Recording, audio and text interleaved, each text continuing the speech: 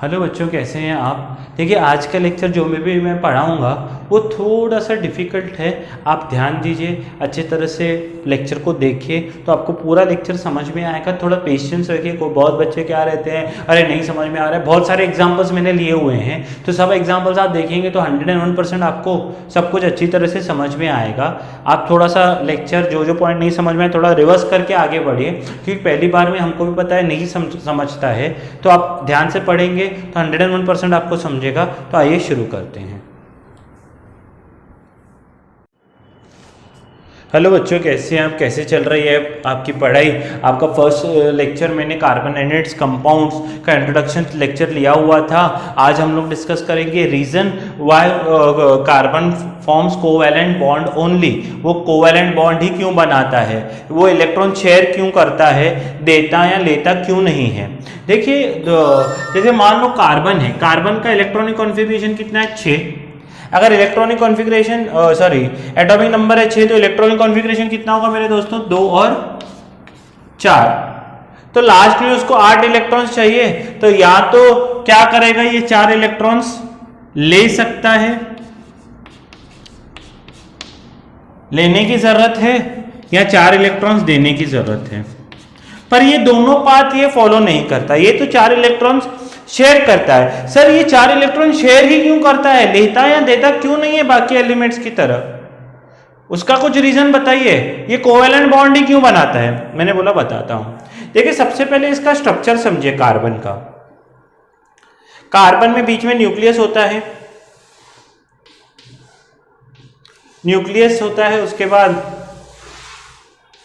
पहला ऑर्बिट होता है, दूसरा ऑर्बिट होता है, तीसरा ऑर्बिट होता है। बीच में कितना है, 6 प्रोटॉन्स हैं। अभी हम पहला रीजन डिस्कस करते हैं कि वो 4 इलेक्ट्रॉन्स एक्सेप्ट क्यों नहीं करता। एक्सेप्ट, इसका रीजन डिस्कस करेंगे। देखो, मान लो कि अभी 6 प्रोटॉन्स है और 6 इलेक्ट्रॉन्स है। 6 प्रोटॉन्स ने 6 इलेक्ट्रॉन्स को पकड़ के रखा है। 6 प्रोटॉन्स यानी 6 पॉजिटिव चार्ज, 6 इलेक्ट्रॉन्स यानी 6 नेगेटिव चार्जेस। ठीक है, अभी इसलिए न्यूट्रल है।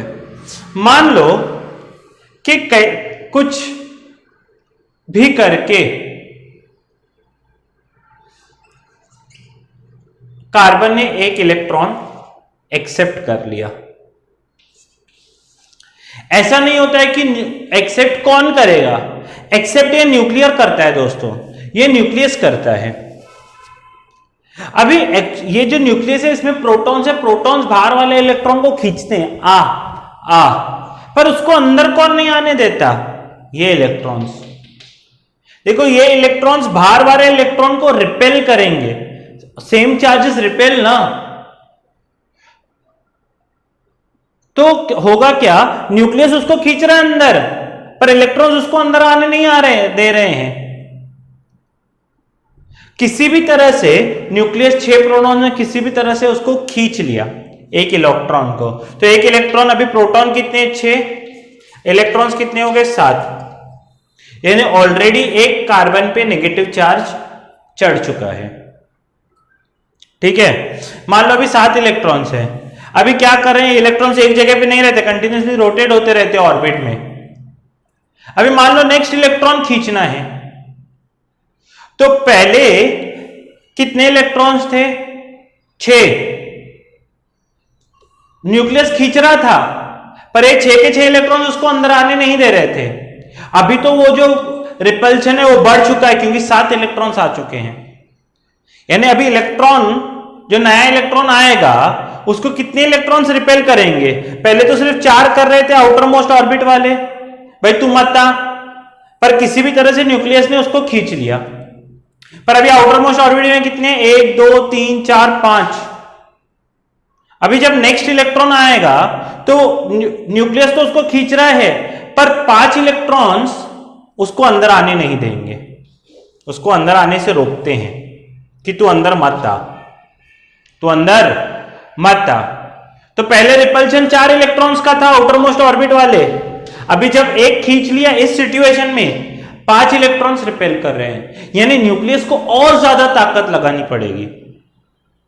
न्यूक्लियस को क्या लगानी पड़ेगी? और ज्यादा एनर्जी लगानी पड़ेगी। किसी तरह से ये जो नेक्स्ट इलेक्ट्रॉन है इधर आ भी गया, बराबर है। अभी आउटर मोस्ट ऑर्बिट में कितने हैं? 1 2 3 4 5 6। जब 7वां इलेक्ट्रॉन आएगा तो अभी उसको रिपेल कितने करेंगे? 6, यानी और ताकत बढ़ानी पड़ेगी, और ताकत बढ़ानी पड़ेगी। यह एक तो संभव नहीं है न्यूक्लियस के लिए इतनी ताकत बढ़ाना, बिकॉज ऑफ शील्डिंग। इसको बोलते हैं शील्डिंग इफेक्ट। बाहर वाले इलेक्ट्रॉन्स शील्ड करते हैं। शील्ड पता है ना, आपने गेम्स वगैरह खेले होंगे तो शील्ड रहता है। शील्ड क्या करता है? गोली को अंदर आने नहीं देता है। वैसे ये जो बाहर वाले इलेक्ट्रॉन्स है, नया इलेक्ट्रॉन जब आता है उसको रिपेल करते हैं, बोलते तू मत आ। न्यूक्लियस चाहता है कि वो आए। तो जैसे जैसे एक एक इलेक्ट्रॉन ऐड होते जाता है और ज्यादा more and more shielding effect is seen, and for the incoming electron the energy goes on increasing. जैसे जैसे एक एक इलेक्ट्रॉन ऐड होते जाता है आउटर मोस्ट ऑर्बिट में, पहले सिर्फ 4 थे तो 4 का ही रिपल्शन था, फिर 5 हो गए एक लेने के बाद C-1, फिर 2 लेने के बाद आउटर मोस्ट ऑर्बिट में 6 हो गए तो 6 का रिपल्शन था, फिर और एक आ गया इलेक्ट्रॉन तो 7 का रिपल्शन था। और मान लो एनर्जी बढ़ा के किसी तरह से 4 इलेक्ट्रॉन्स उसने हासिल भी कर लिए, तो 4 इलेक्ट्रॉन्स अभी ये रोटेट करते हैं कंटिन्यूसली हाई स्पीड एनर्जी से, बराबर है। 4 इलेक्ट्रॉन्स को एक दूसरे से जो रिपल्शन मिलेगा तो उसको इतना छोटा न्यूक्लियस संभाल नहीं पाता। चार्ज टू एक रहता है चार्ज टू मास रेशियो, वो थोड़ा आप 12th स्टैंडर्ड में पढ़ेंगे भाई, कितना मास कितने चार्ज को संभाल सकता है। तो इसका मास एज कंपेयर टू इसके चार्ज बहुत ही छोटा है, तो 4 लेने के बावजूद भी ये अनस्टेबल रहेगा, because charge to mass ratio is very large. यानी इतना छोटा मास इतने बड़े चार्ज को पकड़ नहीं पाता, तो इसकी वजह से 4 इलेक्ट्रॉन्स को एक्सेप्ट नहीं कर पाएगा। This is the reason. फिर मैं दूसरा रीजन देखता हूं, 4 इलेक्ट्रॉन्स डोनेट क्यों नहीं करता है। देखो 4 इलेक्ट्रॉन्स डोनेट करने के लिए भी फिर से क्या होगा, देखो ये बीच में न्यूक्लियस है, फिर पहला शेल, फिर दूसरा शेल। पहले 2 इलेक्ट्रॉन्स हैं, 1 2 3 4, ये इसको इधर बना देता हूं, 4 इलेक्ट्रॉन्स हैं। अभी 4 इलेक्ट्रॉन्स डोनेट क्यों नहीं करता, उसका रीजन सुने। देखो 4 इलेक्ट्रॉन्स डोनेट करने हैं, यानी ये इलेक्ट्रॉन को बाहर खींचना पड़ेगा। अभी इस इलेक्ट्रॉन को बीच में कितने हैं? 6 प्रोटॉन हैं। इस इलेक्ट्रॉन को बाहर कौन खींचेगा? कोई तो दूसरा एलिमेंट आएगा, वो मान लो क्लोरीन आ रहा है, वो उसको 1 इलेक्ट्रॉन की जरूरत है, वो खींचना चाहेगा इस इलेक्ट्रॉन को बाहर, ठीक है। अब इस इलेक्ट्रॉन को पकड़ के कौन बैठे हैं? अंदर वाले 6 प्रोटॉन्स। 6 प्रोटॉन्स ने, ध्यान से सुनना, 6 प्रोटॉन्स ने 6 इलेक्ट्रॉन को पकड़ के बैठे हैं। 6 प्रोटॉन्स 6 इलेक्ट्रॉन्स को पकड़ के बैठे हुए हैं, ठीक है। किसी तरह से क्लोरीन ने 1 इलेक्ट्रॉन खींच लिया, ठीक है। तो 6 प्रोटॉन्स अभी कितने इलेक्ट्रॉन्स को पकड़ के बैठे हैं? 5। तो प्रोटॉन ज्यादा इलेक्ट्रॉन्स कम हैं, तो क्या होगा? 6 प्रोटॉन्स को सिर्फ मेरे पास अगर मान लो क्या है, 6 बच्चे हैं संभालने के लिए एक केस में, और एक केस में 5 बच्चे संभालने हैं, तो क्या हो जाएगा? जितने कम बच्चे होंगे उतना ज्यादा अच्छी तरह से संभाल सकता हूं मैं, बराबर है ना। तो पहले न्यूक्लियस को 6 इलेक्ट्रॉन संभालने थे, अभी न्यूक्लियस को कितने संभालने हैं? सिर्फ 5 इलेक्ट्रॉन संभालने हैं। तो और ज्यादा टाइटली न्यूक्लियस पकड़ता है। अभी 1 तो लॉस हो गया, अभी मैं 5 लॉस नहीं करने दूंगा, और अच्छा टाइटली पकड़ेगा, ठीक है। 5 को तो संभालना है, ठीक है। पहले 6 संभाल रहा था, अभी 5 को तो संभालना है, ठीक है। किसी तरह मान लो तो पहला C+ चार्ज हो गया, 1 इलेक्ट्रॉन गया, तो 1 इलेक्ट्रॉन गया तो 6 प्रोटॉन है, 5 इलेक्ट्रॉन है ना, तो 1 C+ चार्ज होगा। मान लो किसी तरह दूसरे एलिमेंट ने और 1 इलेक्ट्रॉन खींच लिया, तो अभी 6 प्रोटॉन्स तो 6 ही हैं, इलेक्ट्रॉन्स कितने हो गए हैं? 4, ठीक है, 2 इलेक्ट्रॉन निकल गए। तो और टाइटली पकड़ेंगे, जैसे जैसे बच्चे कम होंगे तो मेरे को पकड़ना कितना है, कम बच्चों को पकड़ना है तो और टाइटली पकड़ूंगा, और ताकत से पकड़ूंगा। पहले मेरी एनर्जी, न्यूक्लियस की एनर्जी 6 इलेक्ट्रॉन्स में बट रही थी, फिर 5 में बटी, फिर अभी 4 में बटी है, तो और टाइट। तो जो नेक्स्ट एलिमेंट आएगा उसको और एनर्जी लगेगी। पहले जो एलिमेंट आ रहा था उसको सबसे कम एनर्जी लगती है। सबसे कम एनर्जी उसको क्यों लगती है? क्योंकि तब क्या था,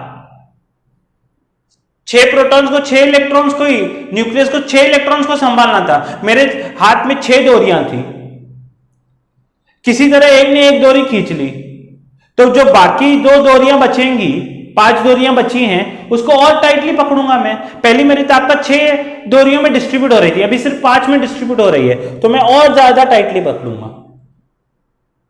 बोलो बात समझ में आ रही है? फिर और खींच लिया, ठीक है, तो मेरे को अभी 4 डोरियां ही संभालनी है, तो मैं और टाइटली पकड़ूंगा। और खींच लिया तो 3 ही संभालनी है, फिर 2 ही संभालनी है। बोलो बात समझ में आ रही है? तो क्या होता है, जैसे जैसे एक इलेक्ट्रॉन जाता है, जो फोर्स होता है न्यूक्लियस का इलेक्ट्रॉन्स के ऊपर, वो बढ़ जाता है और साइज रेड्यूस हो जाती है। तो जब नेक्स्ट इलेक्ट्रॉन निकलता है और ज्यादा एनर्जी लगती है। पहले इलेक्ट्रॉन को सबसे कम एनर्जी लगेगी, फिर दूसरे इलेक्ट्रॉन को उससे ज्यादा, तीसरे इलेक्ट्रॉन को उससे भी ज्यादा, और चौथे इलेक्ट्रॉन को सबसे ज्यादा एनर्जी लगती है निकलने के लिए। तो बाकी एलिमेंट्स के लिए इतनी एनर्जी लाना इलेक्ट्रॉन को खींचने के लिए, इट इज नॉट पॉसिबल, ठीक है। मान लो इतना हो भी गया, ये तो संभव ही नहीं है कि इतनी एनर्जी कोई एलिमेंट लाए खींचने के लिए, ठीक है, ऐसा संभव बिल्कुल भी नहीं है। तो जैसे जैसे इलेक्ट्रॉन घटते जाएंगे, वैसे वैसे the amount of energy required to remove the electron, मान लो पहली 100 जूल एनर्जी लगी, फिर नेक्स्ट के लिए 125 जूल लगेगी, उसके नेक्स्ट के लिए 160 जूल लगेगी, उसके नेक्स्ट के लिए 200 जूल, क्योंकि पहले क्या था, न्यूक्लियस को 6 इलेक्ट्रॉन संभालने थे, फिर 5 इलेक्ट्रॉन संभालने हैं तो ज्यादा एनर्जी, क्योंकि और टाइटली पकड़ा जाएगा। फिर जब 4 इलेक्ट्रॉन्स रहेंगे तो उससे ज्यादा एनर्जी लगेगी, जब ये हो जाएगा चौथे इलेक्ट्रॉन को उससे भी ज्यादा। तो as electrons on the outermost orbit go on losing, the amount of energy required will go on increasing. धीरे धीरे जो एनर्जी है इलेक्ट्रॉन को निकालने के लिए वो बढ़ते ही चली जाएगी। बोलो बात समझ में आ रही है? अगर वो एनर्जी बढ़ते ही चली गई तो जो एलिमेंट है उसको खींचना है, उसके लिए भी उतनी एनर्जी डेवलप करना, उतना ताकतवर एलिमेंट चाहिए होगा उसकी इलेक्ट्रॉन को निकालने के लिए। मान लो किसी ने निकाल भी लिया तो C4+ बनेगा। अभी मास कितना बचा है इतना छोटा, चार्ज कितना है 4+। फिर से चार्ज टू मास रेशियो अगर मैं देखूं, सबसे बड़ा फैक्टर यही है, इतने छोटे मास पे इतना बड़ा चार्ज।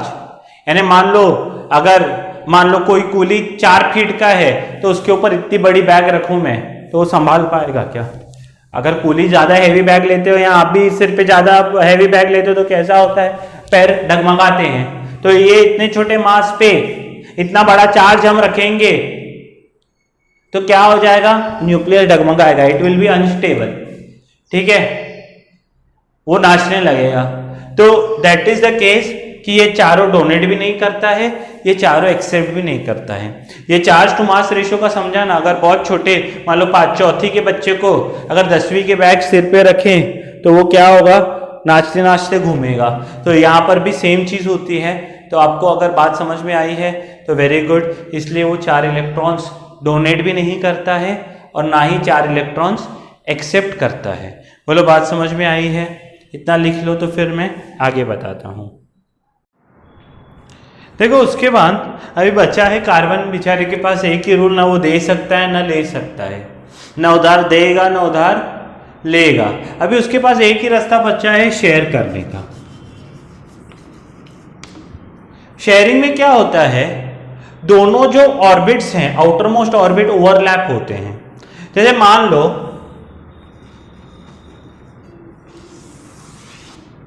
ये हमारा हाइड्रोजन है, ठीक है। हाइड्रोजन में जो आउटर मोस्ट ऑर्बिट होगा वो ऐसे ओवरलैप होता है। अकेले हाइड्रोजन में सोचो तो एक ही इलेक्ट्रॉन है, दूसरे हाइड्रोजन में देखो एक ही इलेक्ट्रॉन है, इसको भी एक की जरूरत है, इसको भी एक जरूरत है। तो वो क्या करेंगे, बोलेंगे हम शेयर करते हैं एक इलेक्ट्रॉन। तो वो जो शेयर्ड इलेक्ट्रॉन होता है वो बीच में रहता है, ये दोनों ऑर्बिट्स में रहेगा, दोनों ऑर्बिट्स के इंटरसेक्शन में रहेगा। तो ये क्या होता है, ये ऐसे 8 में रिवॉल्व होगा, ऐसे जाएगा, इस ऑर्बिट में भी, इस ऑर्बिट में भी, इस ऑर्बिट में भी, इस ऑर्बिट में भी। तो दोनों इलेक्ट्रॉन्स ऐसे, यानी दोनों अपना आउटर मोस्ट ऑर्बिट क्लब कर देते हैं, फिलहाल के लिए आप ऐसा समझिए, और शेयर करते हैं ये इलेक्ट्रॉन। तो इससे क्या हो गया, न लिया गया चार्ज न दिया गया, न एनर्जी खर्चा हुई, न एनर्जी लेनी पड़ी न देनी पड़ी, कुछ नहीं। बोलो बात समझ में आ रही है। तो इससे नेट चार्ज भी डेवलप नहीं हुआ, उसका तो कुछ प्रॉब्लम है ही नहीं। तो ये ऐसा जो शेयरिंग के साथ और इसकी जो कंडीशन थी कि 2 इलेक्ट्रॉन चाहिए आउटर मोस्ट ऑर्बिट में, वो भी फुलफिल हो गई। तो इसको क्या बोलेंगे, this is known as covalent bond.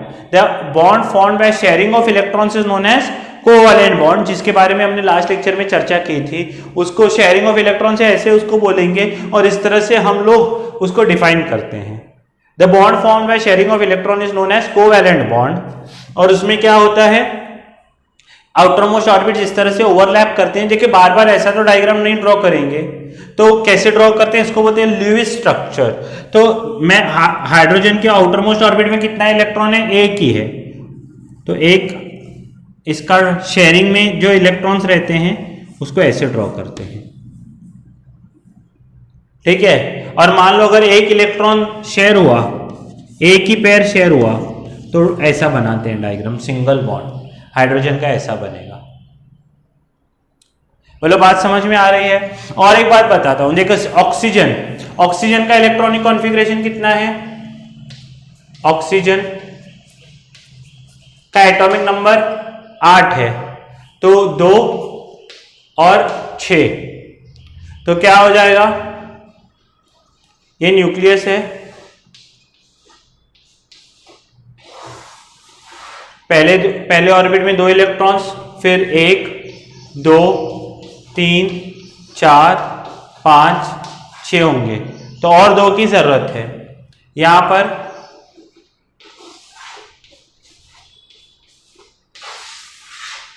1 2 3 4 5 6, outer most orbit में 6 इलेक्ट्रॉन्स है यहां पर भी।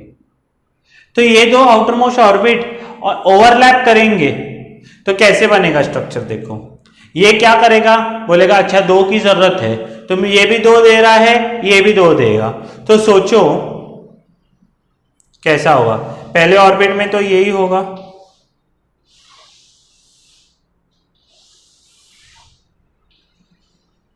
कितने कम है, 2 इलेक्ट्रॉन्स कम है ना। तो ये क्या करेगा, ये भी 2 शेयरिंग में देगा। तो मान लो ये 1 2, इसने, इसके आउटर मोस्ट में कितने थे, 1 2 3 4 5 6, तो 2 इसने दिए, तो बचे कितने, 4। तो 1 2 3 4। अभी इसके आउटर मोस्ट में 6 थे, ये भी 2 शेयर करेगा, ये 1 ये 2। अभी बचे कितने इसके, 4 इलेक्ट्रॉन्स बचे ना, कितने कम थे। यहां पर हाइड्रोजन को 1 कम था ना, तो 1 शेयर करेगा।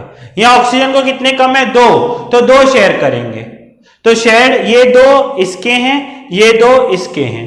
अभी सोचो जो ये कॉमन ऑर्बिट बना है, इसमें कितने हो गए, 1 2 3 4 5 6 7 8 हो गए, ऑक्टेट स्टेट कंप्लीट हो गया।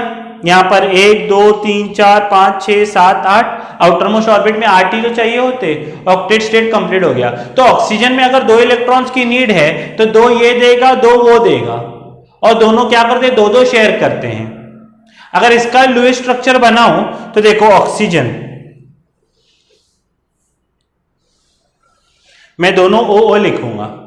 सोचो इस ऑक्सीजन ने के ऊपर कितने इलेक्ट्रॉन्स हैं, 6 इलेक्ट्रॉन्स है ना, तो 6 में से 2 उसने शेयरिंग में दिए, तो 2 बीच में ड्रॉ करूंगा मैं, 2 डॉट्स बीच में, शेयरिंग में 2 दिए तो 2 डॉट्स बीच में, बाकी 4 बचे वो 2-2 ऐसे ड्रॉ करते, 2 ऊपर 2 साइड में।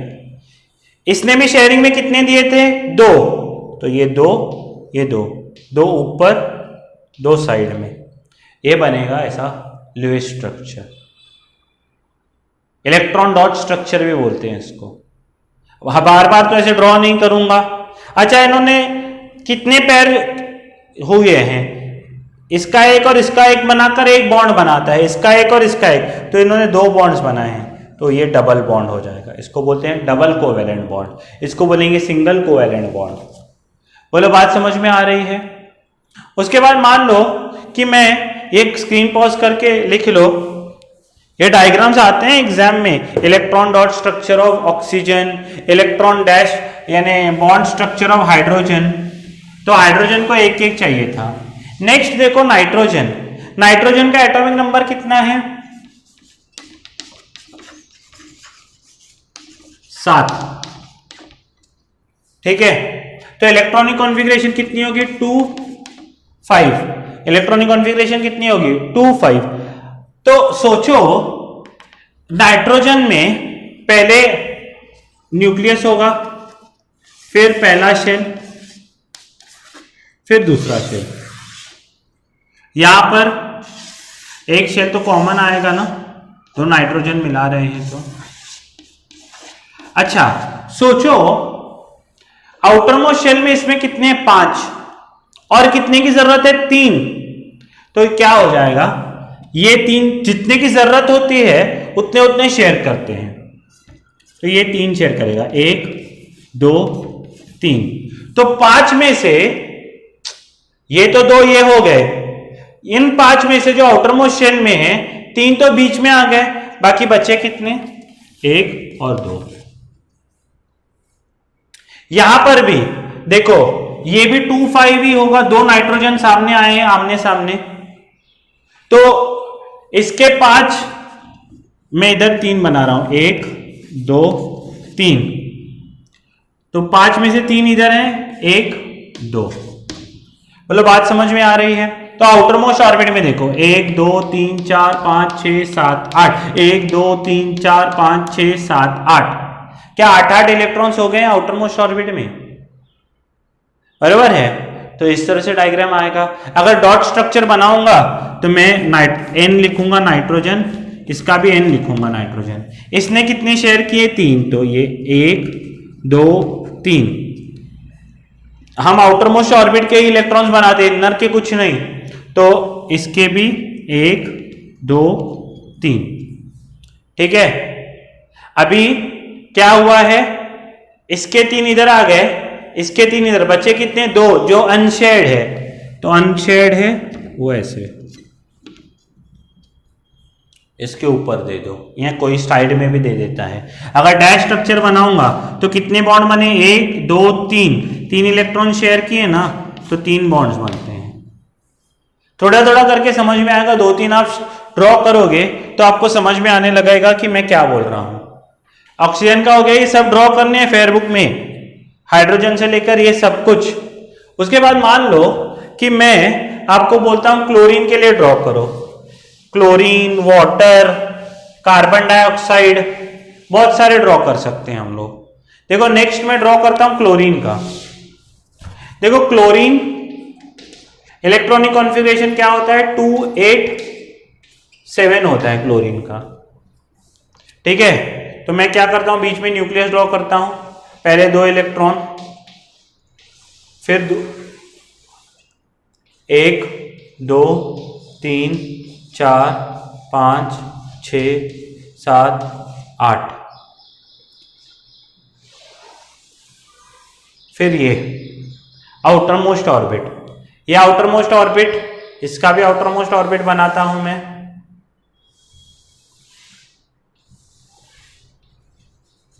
एक दो, फिर एक दो तीन चार पाँच छ सात आठ, ये 8। ठीक है, अभी इस क्लोरीन को चाहिए कितना, एक ही इलेक्ट्रॉन चाहिए, तो वो शेयर कितना करेगा, एक ये वाला शेयर करेगा, एक ये वाला शेयर करेगा। तो इसमें 7 में से एक वाला शेयरिंग में दिया, तो बचे कितने, 6। तो 1 2 3 4 5 6। ठीक है, इसमें भी 287 था, तो इसने भी एक शेयरिंग में दिया है, जितने की जरूरत है उतना ही शेयरिंग में देंगे। तो 1 2 3 4 5 6, 7 में से एक शेयरिंग में दिया तो बाकी 6 ड्रॉ किया। सोचो 1 2 3 4 5 6 और 2 शेयरिंग में, 8 हो गए। इसके देखो 1 2 3 4 5 6 7 8 दोनों में हो गए। बोलो बात समझ में आ रही है। तो इस तरह से शेयरिंग हो सकता है। अगर इलेक्ट्रॉन स्ट्रक्चर ड्रॉ करूंगा तो ये क्लोरीन दोनों तरफ लिखूंगा। कितने, इसने कितने शेयर किए हैं, 1। इसने कितने शेयर किया है, 1। ठीक है, बाकी इसके 6 जो बचेंगे वो कैसे ड्रॉ करूंगा, देखो 1 2, आउटर मोस्ट ऑर्बिट के ही ड्रॉ करने हैं। तो 2 4 6 7, तो 2 4 6 7, तो Cl Cl, इस तरह से स्ट्रक्चर बनेगा। ठीक है, मतलब बात समझ में आ रही है, इस तरह से होता है। ठीक है, उसके बाद मान लो वाटर का ड्रॉ करना है। वाटर आपको पता है H2O, वाटर को ऐसे लिख सकता हूं HOH। तो ऑक्सीजन का इलेक्ट्रॉनिक कॉन्फ़िगरेशन कितना है, 2 6, हाइड्रोजन का 1, इसका भी 1। तो पहले क्या होगा, न्यूक्लियस, फिर 2 इलेक्ट्रॉन, फिर 6 इलेक्ट्रॉन है ना, तो 1, अच्छा 6 इलेक्ट्रॉन है। अब ये 2 हाइड्रोजन के साथ शेयर करेगा, तो ये पहला हाइड्रोजन इधर ड्रॉ किया, हाइड्रोजन का न्यूक्लियस, ये पहला हाइड्रोजन। सोचो ये हाइड्रोजन के पास तो एक ही इलेक्ट्रॉन है, तो वो शेयर करेगा। ये हाइड्रोजन के पास 1 है, तो इसने शेयर किया। और ऑक्सीजन को कितने की रिक्वायरमेंट है, 2 की, तो वो एक इसके साथ शेयर करेगा, एक इसके साथ शेयर करेगा। यानी ऑक्सीजन के आउटर मोस्ट ऑर्बिट में 6 थे, एक इसके साथ शेयर किया है कि इसके साथ, बाकी कितने बचे, 4। तो 1 2 3 4, क्या आउटर मोस्ट ऑर्बिट में 1 2 3 4 5 6 7 8 हो गए। हाइड्रोजन भी खुश है, इसके में भी 2 हो गए, 1 2 2। बोलो बात समझ में आ रही है। इसका अगर मैं क्या बनाऊं, इलेक्ट्रॉन स्ट्रक्चर बनाऊं, तो ये ऑक्सीजन, ये हाइड्रोजन, ये हाइड्रोजन। तो इसने एक शेयर किया, इसने एक शेयर किया, ऑक्सीजन, इसने एक शेयर किया, इसने एक शेयर किया। ऑक्सीजन के पास थे कितने, 6, तो ये 2 तो चले गए, तो ये बाकी 4, 1 2, जो अनपेयर्ड हैं, जो ऑर्बिट में है, 1 2 3 4, तो 2 ऊपर 2 नीचे, तो ऐसे HOH होता है। बोलो बात समझ में आ रही है। तो ये किसका है, वाटर का है। बोलो बात समझ में आ रही है। उसके बाद मान लो ये, अगर आपने ड्रॉ, स्क्रीन पॉज करके ड्रॉ करो,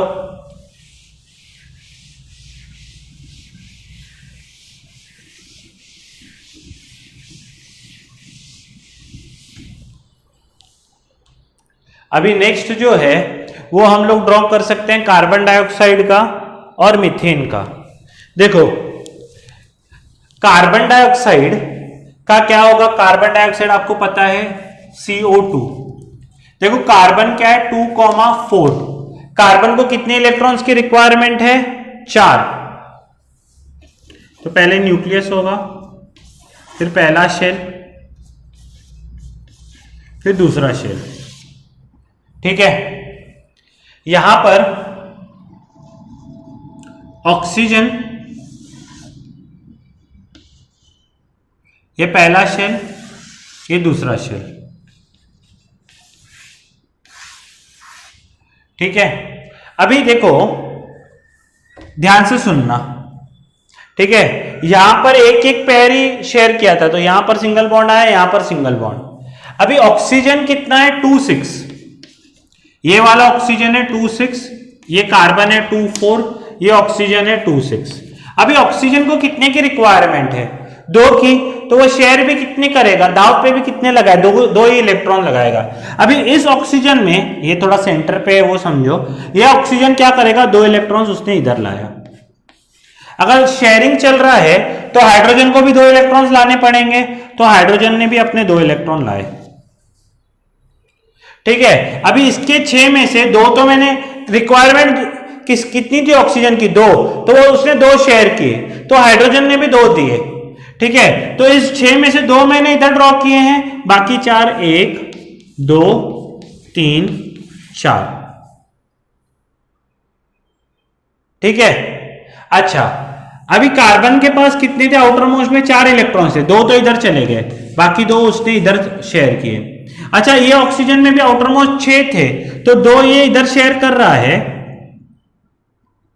2 ये इधर शेयर कर रहा है, बाकी 4 1 2 3 4। बोलो बात समझ में आई है? तो कार्बन में 1 2 3 4 1 2 3 4 8 इलेक्ट्रॉन्स हो गए। ऑक्सीजन में 4 और 4 8, 4 और 4 8। तो कार्बन जो है वो क्या करता है, इधर 2 शेयर करेगा, ऑक्सीजन इसके साथ 2 शेयर करेगा, ये 2 इसके साथ 2 शेयर करेगा, ऑक्सीजन इधर 2 शेयर करेगा। बोलो बात समझ में आएंगे? अच्छा, ऑक्सीजन ने 2 इधर दिए, बाकी 6 में से आउटर मोस्ट में 6 थे ना, 2 इधर गए, तो 1 2 3 4, इधर भी 1 2 3 4, तो ये क्या हो जाएगा, ये ऐसे डबल बॉन्ड बनेगा। ये सब आपको यानी एक बार में नहीं समझेगा, आपको 2-3 बार ड्रॉ करके निकालने पड़ेंगे। मेरे को ड्रॉ करके भेजना है सबने नोट्स बना के। फिर नेक्स्ट है मीथेन। मीथेन क्या है, CH4। मीथेन क्या है, CH4। देखो मीथेन में क्या होगा, कार्बन होगा, कार्बन में क्या है, 2 शेल्स हैं, कार्बन का इलेक्ट्रॉनिक कॉन्फ़िगरेशन है 2 4 और हाइड्रोजन का 1, ठीक है। तो यहां पर हाइड्रोजन 1 आएगा, यहां पर 1 आएगा, यहां पर 1 आएगा, यहां पर 1 आएगा। बोलो बात समझ में आएगी?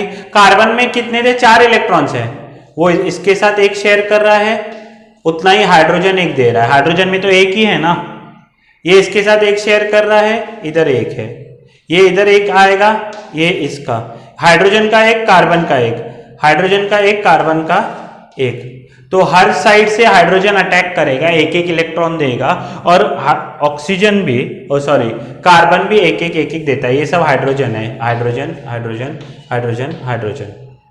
तो हाइड्रोजन भी खुश है 2 इलेक्ट्रॉन्स के साथ, ये चारों हाइड्रोजन भी खुश हैं। तो इसका स्ट्रक्चर क्या बनेगा, ऐसा बॉन्ड स्ट्रक्चर ऐसा बनेगा। और इलेक्ट्रॉन डॉट स्ट्रक्चर, कार्बन ऐसा है, इसके साथ 1 शेयर कर रहा है, इसके साथ ये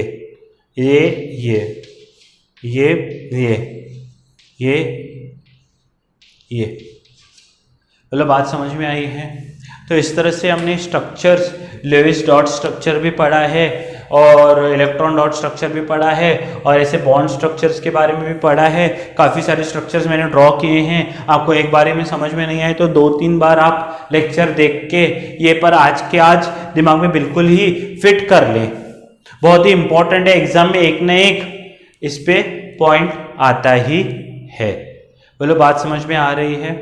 तो आज का लेक्चर यहीं पर समाप्त करते हैं। कल फिर से मिलेंगे कार्बन के वर्सटाइल नेचर के साथ। तब तक पढ़ते रहिए, अपना ख्याल रखिए, अपने पेरेंट्स का ख्याल रखिए। जय हिंद।